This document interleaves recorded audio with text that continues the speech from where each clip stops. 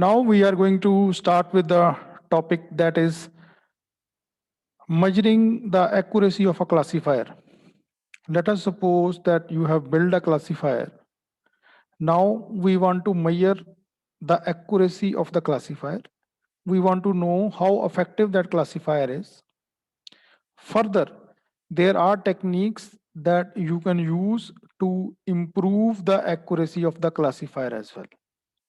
तो हम एक क्लासिफायर की एक्यूरेसी को कैसे मेजर करते हैं और उसे कैसे इम्प्रूव कर सकते हैं, we will discuss in this lecture.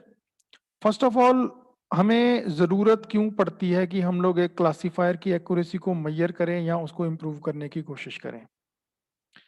First reason is कि हम जो भी प्रिडिक्टिव या क्लासिफायर मॉडल बनाते हैं उसको हम एक ट्रेनिंग डेटा सेट के बेसिस पर ट्रेन करते हैं। अब ट्रेनिंग डेटा सेट क्या होता है? That is a very limited data set. वो एक रियल डेटा सेट नहीं है या अनसीन डेटा सेट नहीं है। Training data set is a small sample of the data set जो हमारे पास अवेलेबल है और हम उसको यूज करके उसको रियल वर्ल्ड में फिर पुट करना चाहते हैं। तो इसलिए इंपॉर्टेंट है कि हम ये जान पाए कि हमारे क्लासिफायर की एक्यूरेसी कितनी है। हम लोग, जैसा मैंने आपको बताया कि हम लोग ना सिर्फ क्लासिफायर की एक्यूरेसी को इवेलुएट कर सकते हैं, but there are also the techniques available जो हम यूज कर सकते हैं एक्यूरेसी इंप्रूव करने के लिए क्लासिफायर की, जो इस पर्टिकुलर लेक्चर में हम लोग डिस्कस भी करेंगे। तो how do we measure the accuracy of a classifier? सबसे पहले हमें यह समझना है कि क्लासिफायर की एक्यूरेसी होती क्या है। Accuracy of a classifier in simple words में be defined as, now what is that definition? Percentage of correctly classified test set attributes. So how many, what percentage of data set या tuples within a data set उनको correctly classify किया गया है, यही हमारी accuracy बताती है। But how do we know कि जो एक पर्टिकुलर डेटा सेट है वो करेक्टली क्लासिफाई हुआ है या वो इनकरेक्टली क्लासिफाई हुआ है? तो उसके लिए जो क्लास लेबल्स हैं वो पहले से ही दिए जाते हैं inside your training data set. अब इसका एक example I will share it with you. वो आपको हेल्प करेगा समझने के लिए कि how do we measure the accuracy of a classifier. आप एक एग्जांपल मान के चलिए, this is data set for let's say cancer patients. तो उसमें हमें पेशेंट का आईडी दिया गया है, उसकी हाइट दी गई है, उसका वेट दिया गया है, उसका ब्लड प्रेशर कितना है, उसका शुगर क्या है, उसको कोई अदर क्रोनिकल डिसीज है कि नहीं है, and so many parameters have been given. क्योंकि ये एक ट्रेनिंग सेट है तो हमें इसका रिजल्ट पहले से ही मालूम है। तो हम लोग यहाँ पर एंड में लिखते हैं क्लास। क्लास मींस वेदर उसको कैंसर है या नहीं है। तो मान के चलिए आपके पास आपके डेटा सेट में 4 एंट्रीज हैं, जिसमें से 3 पेशेंट्स को कैंसर है और चौथे पेशेंट को कैंसर नहीं है। और जब आप एक क्लासीफाई मॉडल जो है, क्लासिफिकेशन मॉडल जो है वो तैयार करते हैं, तो वो हमें इस डेटा सेट को यूज करके हम उसको ट्रेन करेंगे, लेकिन उसको ये वाली वैल्यूज की नॉलेज नहीं है। वो ये नहीं देख सकता, वो सिर्फ ये देख सकता है।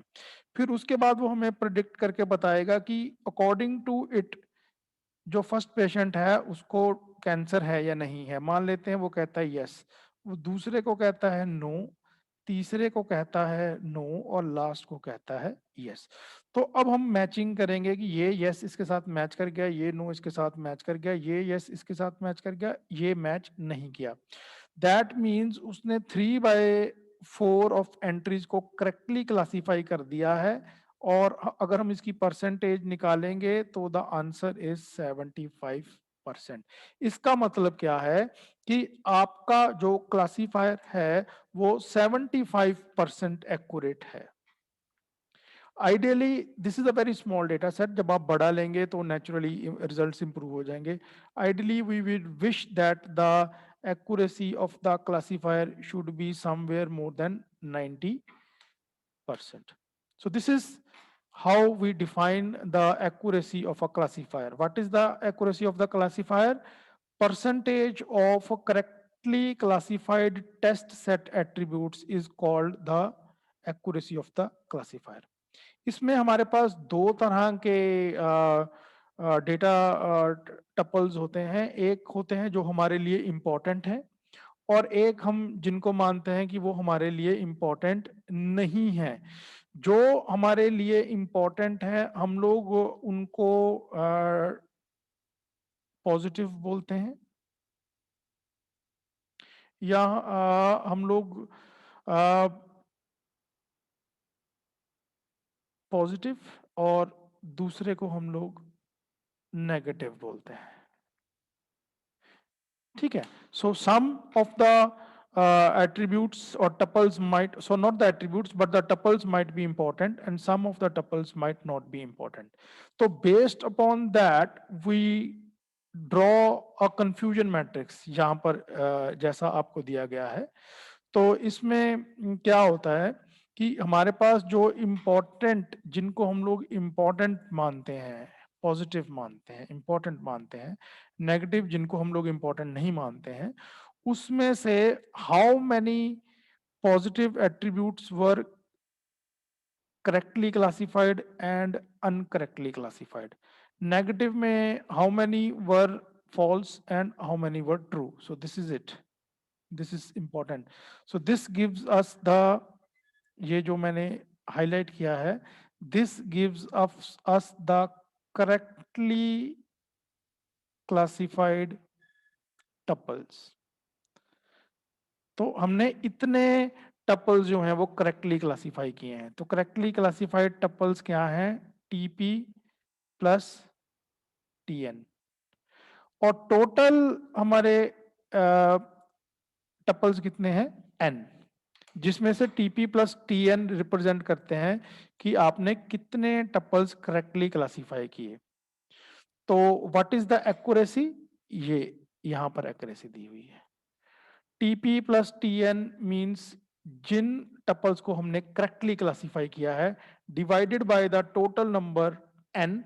अगर आप इसको 100 के साथ मल्टीप्लाई कर देंगे तो that will give us the accuracy in percentage. Okay, तो हर बार एक्यूरेसी की बात नहीं है। Instead of accuracy sometimes it is important to access how well the classifier can recognise the two tuples. ठीक है, तो इसमें हम लोग जिस कॉन्सेप्ट को यूज करते हैं उसको सेंसिटिविटी एंड स्पेसिफिसिटी बोलते हैं। तो what is the sensitivity? The sensitivity, the ratio of correctly identified positive tuples. What are positive tuples? जो important tuples हैं। तो ratio of correctly identified positive tuples is known as true positive sensitivity rate ratio, and correctly identified negative tuples is called true negative sensitivity या rate ratio. So precision क्या है? Now we come to the most important thing, that is precision. Precision क्या है? तो ultimately precision is everything. Precision refers to the percentage of tables or labels, labeled as interesting that actually are interesting tuples. तो precision हमें बताता है कि how many of the you can say attributes they are interesting. तो उसका formula क्या है? TP divided by TP plus FP. Sensitivity is given by TP divided by positives and specificity is given by TN divided by negatives. Now we are going to discuss a few methods that we can use to evaluate the classifier's accuracy. The first one is called the cross validation. अब cross validation क्या है कि हमारे पास एक single fixed database given दिया गया है। तो cross validation is a statistical method that divides the data into two segments for evaluating the learning algorithm. यानी आपके पास जो टोटल डेटा सेट दिया गया है, हम लोग उसको टू सेट्स में या टू सेगमेंट्स में डिवाइड कर देंगे। So what will be those two segments? One segment will be used to train the data, यानी उसको ट्रेनिंग देने के लिए यूज किया जाएगा, और जब वो ट्रेन हो जाएगा the other segment will be use to validate the model, मतलब उसकी एक्यूरेसी को हम लोग चेक करेंगे। तो हाउ टू स्टार्ट कर सकते हैं कि हमारे पास अगर टोटल डेटा सेट अवेलेबल है तो हम लोग उसको के फोल्ड्स में डिवाइड कर सकते हैं। जैसे कि आपको एक बताता हूं, अगर आपके पास एक डेटा सेट है जिसमें 10,000 एंट्रीज हैं, लेट अस सपोज मैं उसको के इज इक्वल टू 10 पार्ट्स में या 10 फोल्ड्स में डिवाइड करना चाहता हूं, तो एक फोल्ड के अंदर कितनी एंट्रीज आएंगी? 1000। अब हम क्या करेंगे, हमारे पास k इज इक्वल्स टू 10 है, तो 1000 की हमारे पास 10 फोल्ड्स बन जाएंगे। अब हम क्या करेंगे, इसमें से एक फोल्ड को हम लोग यूज करेंगे एज अ ट्रेनिंग सेट, और बाकी के जो बचे 9 हैं इनको यूज करेंगे as the validation set. Training set से जो क्लासिफायर बनेगा 1000 एंट्रीज को यूज करके, बाकी की 9000 एंट्रीज को हम लोग यूज करेंगे उसको वैलिडेट करने के लिए कि ये कितना एक्यूरेट है। उसके बाद हम लोग जो सेकंड वाला 1000 है उसको उठा लेंगे एज अ ट्रेनिंग सेट, और जो बाकी के 9000 बचे हैं उसको यूज करेंगे एज अ वैलिडेशन सेट। इसी तरह से हम लोग k इज इक्वल टू 10 मतलब 10 आइट्रेशंस यूज करेंगे, और हर फोल्ड को यानी 10 1000 1000 1000 हर फोल्ड को यानी हर 1000 टप्पल्स को मौका देंगे कि वो ट्रेनिंग सेट बन सके, और बाकी को यूज करेंगे एज द वैलिडेशन सेट। इससे हमें जो है वो बेटर जो है वो आउटपुट मिल सकती है। तो चलते हैं हम लोग कैसे काम करते हैं इसके ऊपर। तो ये आप एक एग्जाम्पल देख सकते हैं, ये बड़ा एक सिंपल सा एक एग्जाम्पल है। इस एग्जाम्पल को अगर हम ध्यान से देखेंगे तो इस एग्जाम्पल में हमारे पास जो डेटा सेट अवेलेबल है, हमने उसको k इज इक्वल टू 3 यानी 3 सेगमेंट्स में डिवाइड कर दिया है। तो जो हमारा फर्स्ट फिगर है इसके अंदर हमने ये सेकंड वाले को यूज किया है एज द ट्रेनिंग सेट, और जो बाकी के दो बचे हैं इनको यूज किया है एज द वैलिडेशन। ठीक है, तो आप अगले में आ जाएं तो हमने दो को यूज किया है, sorry for the training set, तो अगली बार हमने इन दोनों को यूज किया है ट्रेनिंग के लिए और इसको यूज किया है टेस्ट के लिए, और लास्ट में हमने इन दोनों को यूज किया है ट्रेनिंग के लिए और इसको यूज किया है टेस्टिंग के लिए। ठीक है, तो पहले में मैं आपको रिपीट कर देता हूं, तो ये वाले दो ट्रेनिंग हुए थे और ये सिंगल वैल्यू है, ये यूज हुई है टेस्ट करने के लिए, यानी हर एक को मौका दिया गया है ट्रेनिंग सेट बनने का। तो इसमें हम लोग इस तरह से एक मॉडल तैयार करते हैं और उसकी एक्यूरेसी को हम लोग जो है वो मेजर करते हैं। तो एक बार हम लोग इसकी एल्गोरिदम जो है उसको भी ध्यान से देख लेते हैं। What does the algorithm says?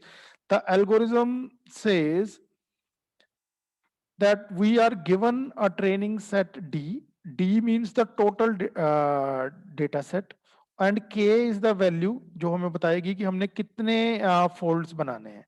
तो सबसे पहले हम लोग क्या करेंगे, जो आपका टोटल डेटा सेट है D, इसको K सेट्स में डिवाइड कर देंगे, D1 अप टू DK। फिर हम लोग एक लूप लगाएंगे 1 से लेकर K तक, और T is equals to D divided by DI, यानी DI means the data set DI extracted from the, यानी I की वैल्यू 1 है तो पहला डेटा सेट, फिर दूसरा डिसजॉइंट सेट, फिर तीसरा, फिर चौथा। फिर इसको यूज करके हम लोग एक कैलकुलेशन करेंगे, and in the end we will discuss we will compute this. We will compute the TP is equals to summation of TPI, comma FP is equals to summation of FPI, and Tn is equals to summation of Tni, and Fn is equals to summation of Fni. And then we can draw the confusion matrix. And ultimately the confusion matrix will tell us how accurate our classifier is. So this was all about k-fold cross validation method. And now we are going to discuss one more method that is called the bootstrap method. Now, what is a bootstrap method? Initially, a bootstrap sample from the data set of size n is created by doing uniform sampling. इसमें हम लोग एक total data set को small parts में divide नहीं करते हैं. हम लोग पूरे डेटा सेट में से रैंडमली किसी भी टप्पल को सिलेक्ट कर सकते हैं to become the training set. For example, पिछले केस में क्या था कि लेट अस सपोज आपका टोटल डेटा सेट जो है वो यहां से लेकर यहां तक है. तो हम क्या करते थे कि इसको इस तरह से डिवीजन कर देते थे क्रॉस वैलिडेशन में, और हम लोग कई बार इसको उठा लेते थे, कई बार इसको, फिर इसको, फिर इसको, फिर इसको और फिर इसको. सबको डेटा सेट के जो सब सेट हैं उनको मौका देते थे to become the training set. लेकिन जो आपका बूटस्ट्रैप मेथड है, इसमें हम लोग इस तरह की डिवीजन नहीं करेंगे. इसमें हम लोग पूरे जो डेटा सेट है उसको एक ही मानेंगे, और इसमें से लेट अस सपोज हमने डिसाइड किया है कि 10 टपल्स जो हैं they will become part of the training set, and those 10 tuples will be randomly selected from anywhere, 5, 6, 7, 8, 9 and 10. So they will become your let's say training set. जब first round खत्म हो जाएगा तो सेकंड राउंड में क्या होगा कि फिर से आप 10 टपल्स को रैंडमली सिलेक्ट करेंगे ताकि वो ट्रेनिंग सेट का पार्ट बन सके. तो जो हमने ऑलरेडी सिलेक्ट किए थे क्या वो दोबारा से सिलेक्ट हो सकते हैं? डेफिनेटली हो सकते हैं. नए भी आ सकते हैं और उनमें से कुछ रिटेन भी हो सकते हैं. तो जब हम लोग लेट अस सपोज 10-12 इटरेशन करते हैं तो कई बार ऐसा भी होता है कि कईयों को 3, 4, 5 बार मौका मिलता है और कईयों को एक बार भी मौका नहीं मिलता है. तो this is one big difference between bootstrap and cross validation. Cross validation में सबको ट्रेनिंग सेट का पार्ट बनने का मौका मिलता है, लेकिन इसमें रैंडम सिलेक्शन होती है, तो कईयों को मल्टीपल टाइम्स मौका मिलता है, तो कईयों को एक बार भी मौका नहीं मिलता है. The tuples not selected even once are considered for test set. तो जिनको एक बार भी ट्रेनिंग सेट का पार्ट होने का मौका नहीं मिला, हम लोग उसको क्लासिफायर की एक्यूरेसी मेजर करने के लिए as part of the test set use कर सकते हैं. तो very simple, the formula is given here on the screen as you can see.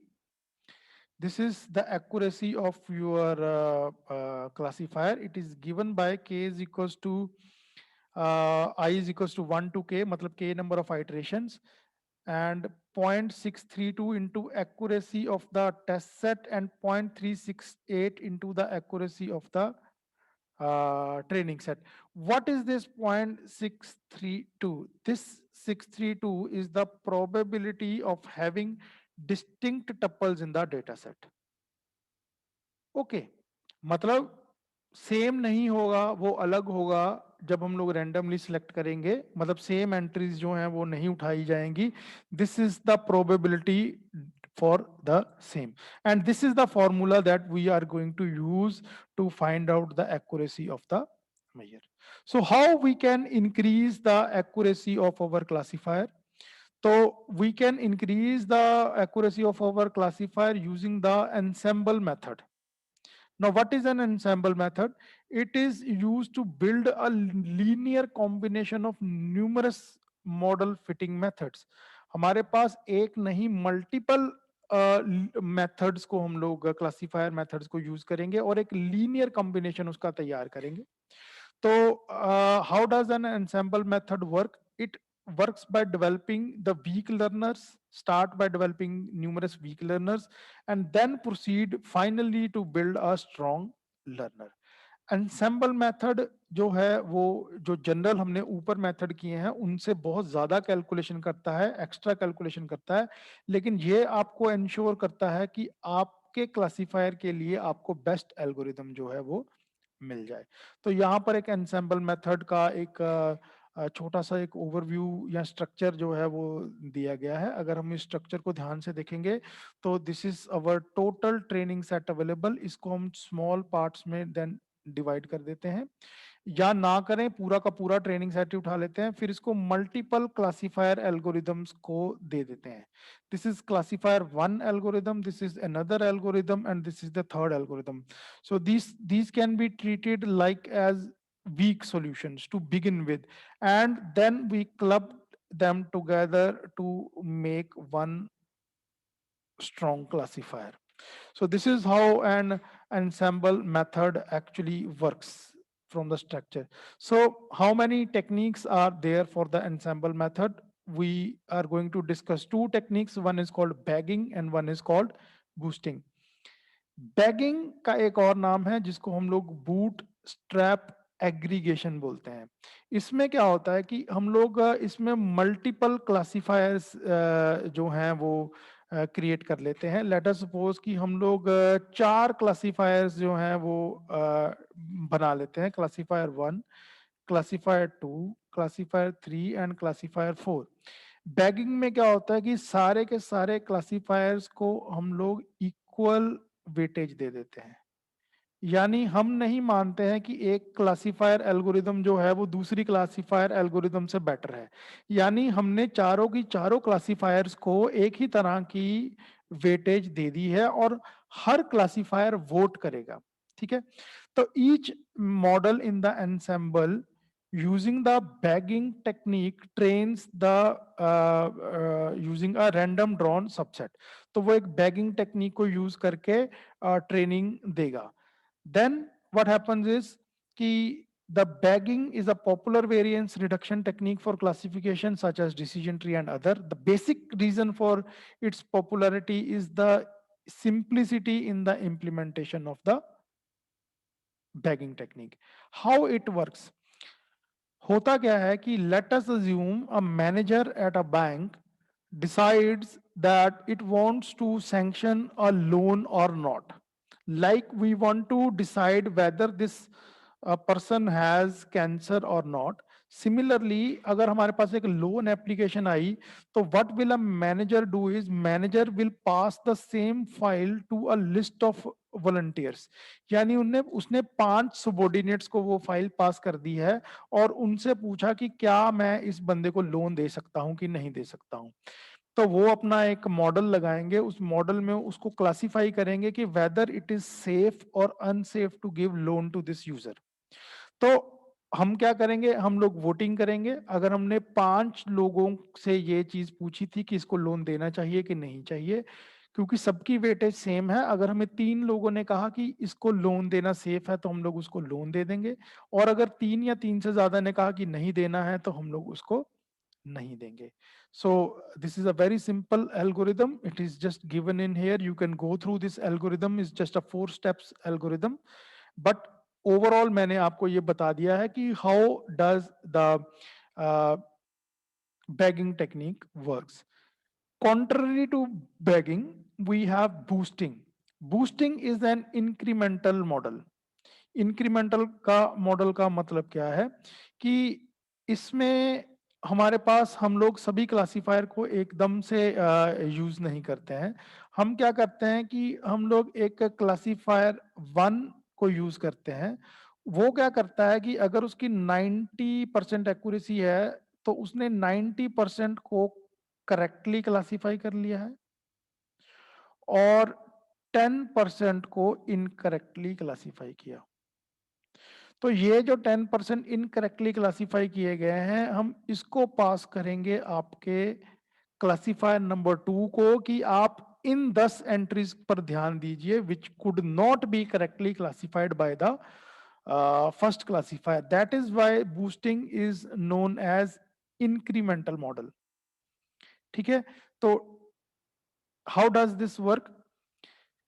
Boosting जो है, it uses the misclassified instances by the previous model and used for training each new model instance to build an ensemble. This is the better, but not always, but generally it is better than the bagging.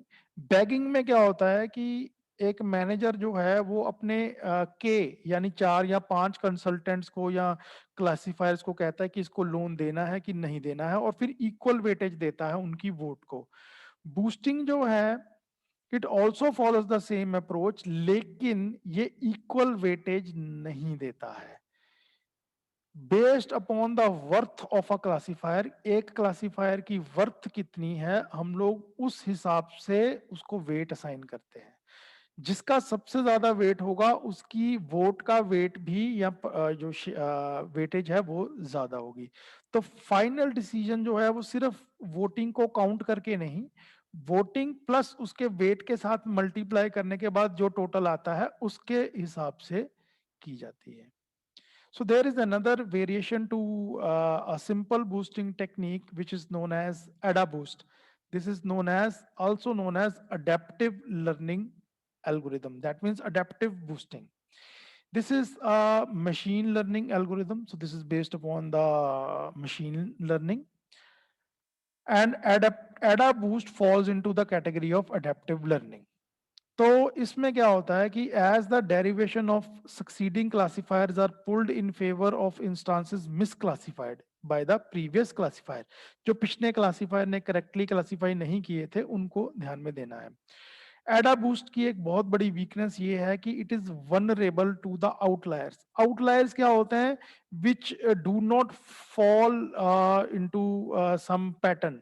उनके अंदर कुछ जैसे mistake होती है, जैसे मैं आपको एक क्लस्टर दिखाता हूं, यहाँ पर एक ड्रॉ करता हूं क्लस्टर, उससे आपको आउटलायर के बारे में थोड़ा सा समझ में आएगा। अगर मैं यहाँ से कुछ पॉइंट्स को ड्रॉ कर रहा हूं तो आप देख रहे हैं कि कुछ क्लस्टर्स बन रहे हैं या कोई पैटर्न फॉलो हो रहा है कि ये कहां पर यार suddenly there is one point here and then these points and one point here. So that means these 2 points, they do not follow any pattern and they are referred to as outliers. जो आपका adaptive learning है या एडा boost है वो adapt तो करता है, लेकिन इन आउटलायर्स के कारण उसके रिजल्ट में कई बार थोड़ी सी प्रॉब्लम भी आ जाती है। एडा बूस्ट की एल्गोरिदम यहाँ पर दी हुई है and it is prominently based upon the error. जितना हम लोग एरर को अलाउ करते हैं कि अगर उसके अंदर हम एरर की वैल्यू को ऊपर नीचे भी कर सकते हैं। तो classifier used by boosting can be weak with substantial error rate but still are expected to improve the final model. How does the AdaBoost work? AdaBoost creates and calls a new weak classifier in the series। 1 से लेकर T तक हम जाएंगे तो AdaBoost creates and calls a new weak classifier। For each call, distribution of weight is updated। जो simple boosting technique है उसमें हमने जितना वेट असाइन कर दिया वो उतना ही रहता है, लेकिन अडेप्टिव बूस्टिंग में वो क्या रिजल्ट दे रहा है उस हिसाब से उसकी जो वेटेज है हम लोग उसको अपडेट भी करते हैं, यानी ऊपर नीचे भी करते हैं। That means interestingly with each round weights of the incorrectly classified tuples are increased and weights of the correctly classified tuples are decreased। The idea is simple। This is the last line of this lecture। इसके ऊपर आप focus कर सकते हैं। The idea is simple। The new classifier must focus on misclassified tuples and not on the correctly classified tuples। So that is it। So from here it is clear that we can measure the accuracy of a classifier। और उससे भी ज्यादा जब हम लोग एक classifier की accuracy को मेजर करते हैं तो हम एक क्लासिफायर की एक्यूरेसी को इम्प्रूव भी कर सकते हैं बाय यूजिंग बैगिंग, बूस्टिंग और adaptive boosting techniques. So I will see you in the next lecture. Please go through this lecture on the YouTube for any clarification, and you can ask me questions in the comment sections. Till then, it's goodbye.